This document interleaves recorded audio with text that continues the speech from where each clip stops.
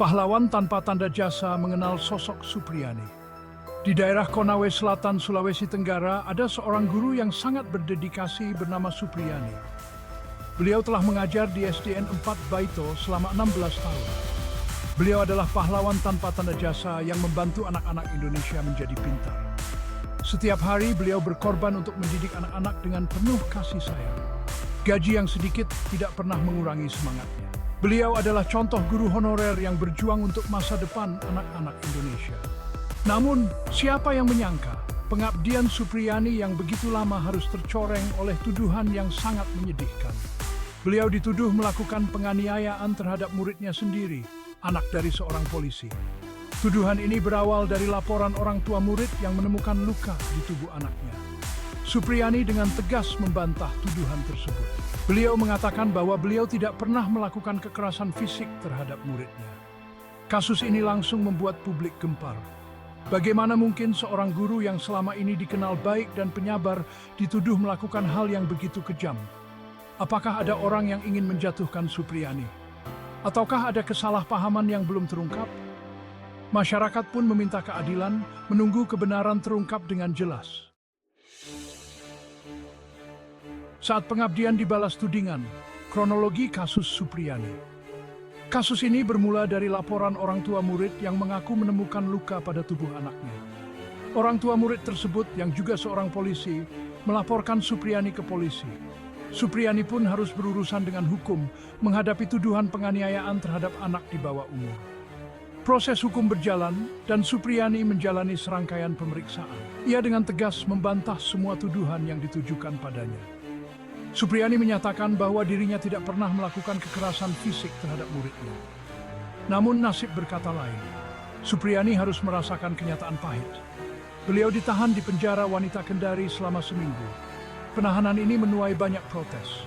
Masyarakat mempertanyakan mengapa Supriyani harus ditahan padahal proses hukum masih berjalan. Gelombang dukungan untuk Supriyani, suara dari hati nurani. Kabar penahanan Supriyani mengundang simpati dan empati dari banyak orang.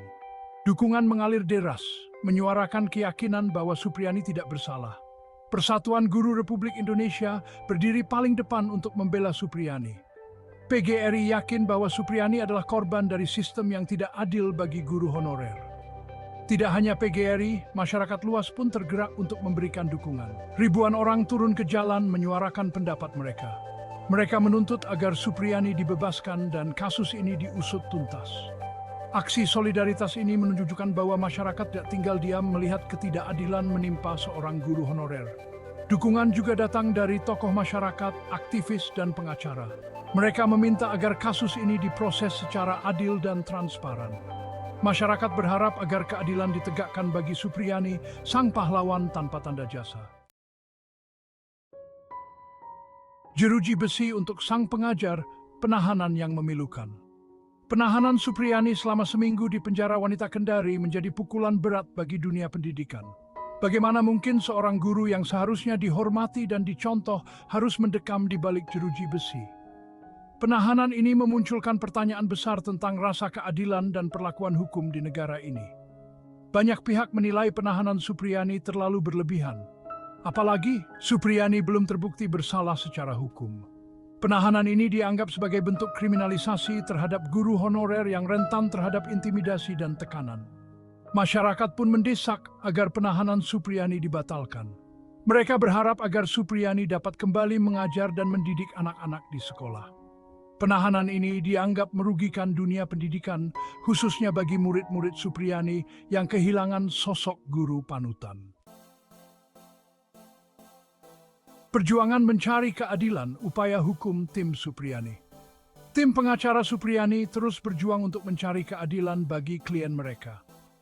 Mereka mengajukan berbagai upaya hukum, termasuk penangguhan penahanan dan pembelaan di persidangan. Tim pengacara optimis dapat membuktikan bahwa Supriyani tidak bersalah. Berbagai bukti dan saksi dihadirkan untuk menguatkan pembelaan. Tim pengacara juga menelusuri kemungkinan adanya kesalahan dalam penerapan hukum dalam kasus ini. Mereka yakin bahwa Supriyani adalah korban dari sistem hukum yang tidak berpihak pada rakyat kecil. Perjuangan Supriyani dan tim pengacaranya mendapat dukungan dari berbagai pihak. Masyarakat berharap agar proses hukum berjalan adil dan transparan. Mereka menuntut agar kebenaran terungkap dan keadilan ditegakkan seadil-adilnya. Mencari titik terang, restoratif justice, dan asa untuk Supriyani. Kasus Supriyani memunculkan pembahasan tentang pentingnya penerapan restoratif justice dalam menyelesaikan masalah hukum. Restoratif justice adalah pendekatan yang berfokus pada perbaikan hubungan antara pelaku, korban, dan masyarakat. PGRI dan berbagai pihak mendorong agar restoratif justice diterapkan dalam kasus Supriyani. Mereka berharap agar tercipta dialog yang baik antara Supriyani, orang tua murid, dan pihak sekolah. Tujuannya adalah untuk mencapai kesepakatan bersama yang adil dan terhormat. Restoratif justice dinilai sebagai solusi yang lebih manusiawi dan beradab. Pendekatan ini diyakini dapat memberikan keadilan bagi semua pihak, tanpa harus mengorbankan salah satu pihak. Akankah restoratif justice menjadi titik terang dalam kasus Supriyani? Masyarakat menunggu dengan penuh harap.